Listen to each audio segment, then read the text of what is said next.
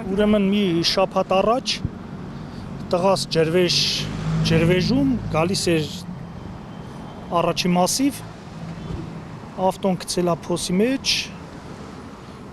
կողքի երկու կալոսը տրաքացրել է, մի բանդաժն էլ ջարդվել է։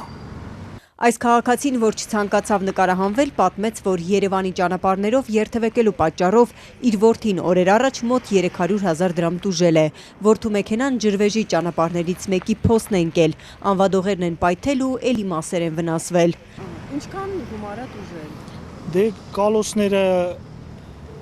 85,000, բանդաժը 300,000 էր, բայց ճարեց 150,000-ով օգտագործած։ Սոցցանցերը ողողված են Երևանի բանուկ ճանապարհներին բացված անթիվ անհամար փոսերի լուսանկարներով ու տեսանյութերով։ Հիմա լցնում ենք բիտումը, որ ասֆալտը կպնի։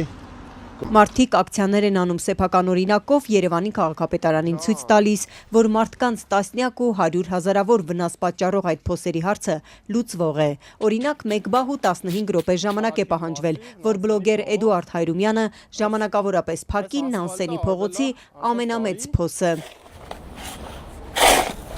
Էդուարդը նորնորքում է ապրում ու աշխատում, նրա աչքի առաջ Լվովյան, Նանսենի ու Մասիվի մի շարք այլ փողոցների անմխիթար պատկերն է։ Քաղաքապետարանի տարածած տեսագրության 2 օր առաջ արդեն պիտի սկսած լինեին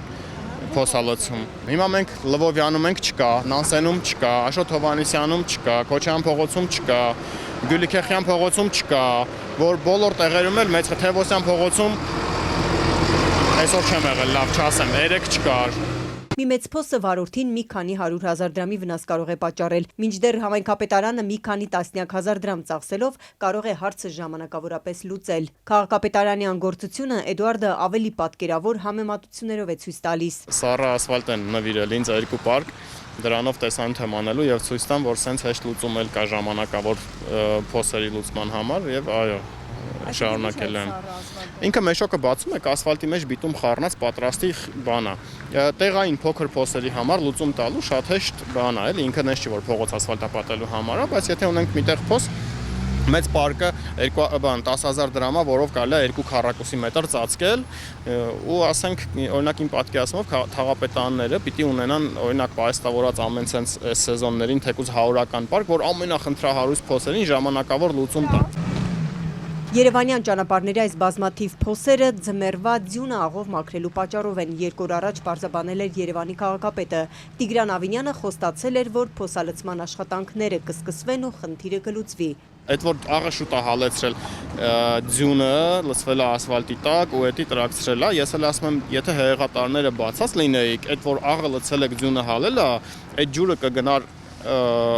հեղեղատարների մեջ ու այդ ձեր ֆիզիկան էլ պետք չէր լինի բացատրել ստեղ որ աղի պատճառով է եղել։ Քաղաքապետի խոստացած փոսալցման աշխատանքները դեռ նոր չէին հասել։ Դավիթ Բեկ պողոտայի ու այլ փողոցներում շատ փոսեր տեսանք։ Ակտիվ երթևեկելի ճանապարհներին բացված փոսերի պատճառով տուժած վարորդներ շատ կան, այսօր էլ հանդիպեցինք, բողոքում էին, բայց նկարահանվել չէին ցանկանում։ Facebook-յան օգտատերերից մեկն էլ մեքենայի ծակված անվադողերի լուսանկարներ այսօր տեղադրել։ Հետո Ազատությանը պատմեց, որ Բաղրամյանից Մաշտոց հատվածում են անվադողերը պայթել։ Աչանիկներս ծխվեցին։ Մեր զրուցակիցը դեռ չի հաշվարկել որքան է տուժել, եթե բախտը բերի, ասում եմ մինչև 30,000 դրամ։ Այսինքն վերանորոգումը կարող է արժանալ 20-25,000, իսկ եթե փոխել արդեն բնականաբար մի քիչ ավելի թանկ։ Փոսալցման աշխատանքների վերաբերյալ պարոն Թևոսյան, խնդրեմ ներկայացնեք ինչա արվում, ինչ ծավալ է արվել եւ ինչքան դեռ կա անելու։ Քաղաքապետ Ավինյանը ենթականերին այսօրվա գործակարգավարական նիստին էլ պահանջեց զեկուցել, ինչ են արել փոսերը լցնելու ուղղությամբ։ Հիմա Շիրակի փողոցում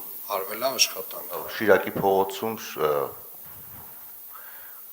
մեծ փոսերի հետ կապված աշխատանքներ